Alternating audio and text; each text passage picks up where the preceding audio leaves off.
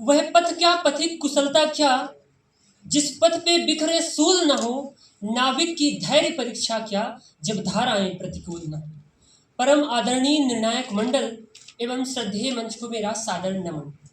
महोदय, 32,87,263 वर्ग किलोमीटर पर फैले भारत भूभाग का वैभव बड़ा ही अतुलनीय है।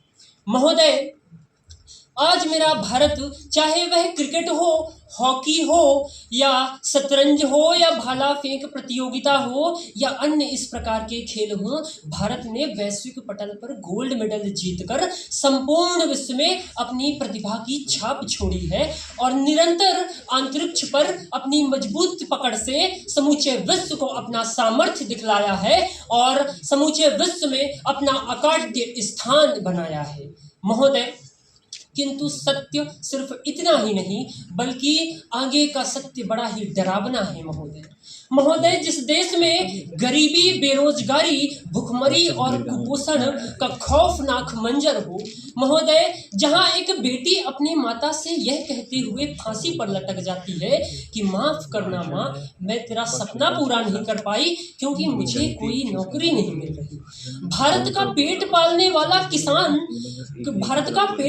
वाला किसान कर्ज के बोझ में दबकर आत्महत्या कर लेता है, जहां चंद धन्ना सेठों के कारण एक गरीब के घर का चूल्हा नहीं जलता और उसके बच्चे खाली पेट सो जाते हैं। महोदय, वहां के सांसद और विधायक मात्र एक कुर्सी के खातिर सैकड़ों और करोड़ों रुपए मात्र एक कुर्सी के खातिर खर्च कर देते हैं। महोदय, सीएमएस की रिपोर्ट पढ़िए। 2014 के लोकसभा चुनाव में 30,000 करोड़ रुपए, 2019 के लोकसभा चुनाव में 60,000 करोड़ रुपए और 2024 के लोकसभा चुनाव में 1,35,000 करोड़ रुपए खर्च कर दिए जाते हैं। महोदय, तब अंतर्मन से सिर्फ राष्ट्रहित के लिए एक ही आवाज निकलती है कि घने अंधकार में क्यों ना एक दिया जलाया जाए, कि घने अंधकार में क्यों ना एक दिया जलाया जाए और दृढ़ संकल्पित होकर एक राष्ट्र एक चुनाव को अपनाया जाए।